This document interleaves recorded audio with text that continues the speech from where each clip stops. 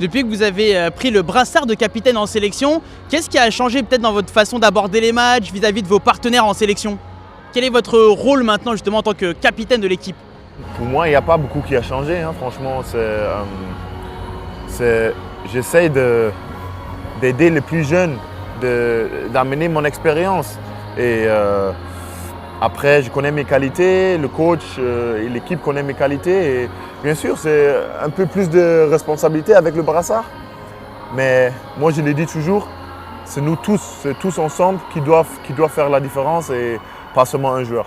Déjà, si tu regardes chaque joueur, on a des bons joueurs. Chaque joueur joue quand même un rôle important dans son club ou bien fait des matchs dans ses clubs. Et après, l'ambiance dans l'équipe est super bien. Et nous, pendant toute l'année, toute la saison, on pensait qu'on joue la CAN à la maison.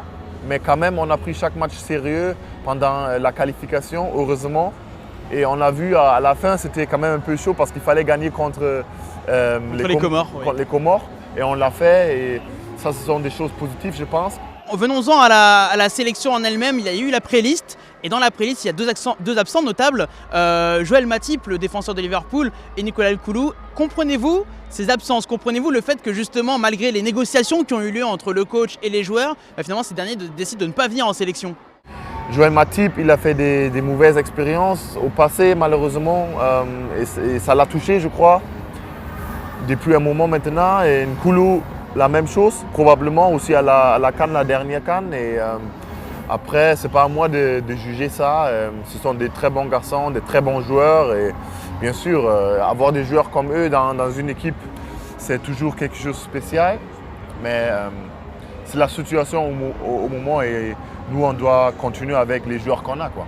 Vous n'avez pas pu intervenir, par exemple, pour essayer de les convaincre? On sait que des fois, les joueurs interviennent dans ces cas-là. Plusieurs fois, surtout avec Joël Matip. Mais ce n'est pas si facile quand tu as quelque chose dans ta tête, quand tu as pris ta décision pour convaincre une personne, ce n'est pas si facile. Et c'est pour cela que j'ai dit il faut respecter chacun et il a ses raisons. Et ça, il faut le respecter. Mais, bien sûr, toujours, je vais essayer de le convaincre. Et le plus qu'on a du succès, je pense, le plus ça va être peut-être plus facile, quoi. Sauf que vous êtes bien placé justement pour essayer de convaincre parce que vous-même à la CAN 2016, vous avez décidé de ne pas aller en sélection. Qu'est-ce qui a changé justement dans votre état d'esprit pour que vous reveniez ensuite en sélection du Cameroun? Il n'y a pas beaucoup qui a changé, franchement. C'était pas, il y avait des gens. Ça, c'est les médias entre nous. D'un petit sujet, ça a grandi. Ils ont écrit « j'ai pris la retraite, je ne veux plus jouer pour le Cameroun ». Tout ça, ce n'était pas vrai. Il n'y avait pas une seconde où j'ai dit « je ne veux plus jouer pour le Cameroun ».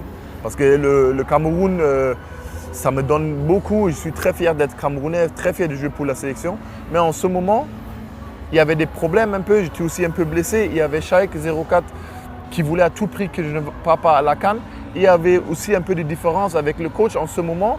Et j'ai beaucoup réfléchi avant de prendre cette décision et après je l'ai expliqué. Déjà, ce qui est bien maintenant, c'est qu'il y a la CAN en été. Ils ont changé ça et c'est beaucoup mieux pour toutes les équipes dans ce monde parce qu'il n'y a pas ce problème entre le club et la fédération. Et après aussi, bien sûr, il y a des choses qui ont changé en sélection. Et moi, directement après la CAN, je suis revenu en sélection. Et pour moi, rien n'a changé, franchement. L'année dernière, Clarence Seedorf et Patrick Kluivert sont arrivés à la tête des Lions Indomptables. Une arrivée qui a surpris, mais vous, comment vous qualifieriez leur style? À la fois le style de jeu, mais aussi leur méthode, par exemple à l'entraînement ou dans les consignes, par exemple? Ils sont très professionnels. Dès qu'on est en sélection, on s'entraîne vraiment, on s'entraîne beaucoup. On est professionnel. On ne prend pas quelque chose léger où il y a des gens qui pensent qu'on va en vacances. Non, c'est jamais le cas. On se prépare très bien, très professionnel pour les matchs. Et il a aussi une petite philosophie. Il a beaucoup d'expérience, Seedorf, avec Kluivert bien sûr. Et ils ont gagné beaucoup, ils ont joué sur le plus haut niveau du football. Et ils essayent de nous aider par rapport à ça.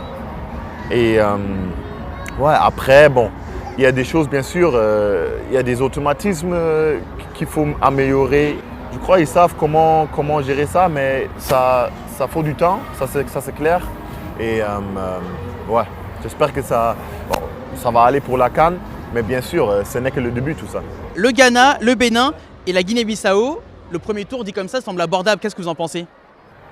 Je pense que c'est un bon groupe, mais bien sûr, on a le Cameroun et notre but c'est clair, c'est de passer ce groupe. Après, je suis très content de jouer contre le Ghana parce que ma femme elle est ghanéenne et je n'ai jamais joué contre le Ghana, donc ça va être la première fois pour moi. Ils ont toujours une bonne équipe, ça ne va pas être facile, mais aussi les deux autres équipes, ça ne va pas être facile. Le Bénin, ils se sont qualifiés, je crois, au dernier moment contre le Togo. Dernière journée. Oui, dernière journée. Mais ça va pas. Oui, tous les groupes sont très intéressants. Et toute dernière question, au Cameroun, forcément tenant du titre. Bon, on peut dire clairement l'objectif c'est la victoire finale. Quelle est votre ambition justement lors de cette CAN? D'aller le plus loin possible. Je ne veux pas dire que nous on est favoris ou bien telle équipe c'est le favori parce qu'il y a beaucoup des équipes qui font partie des favoris.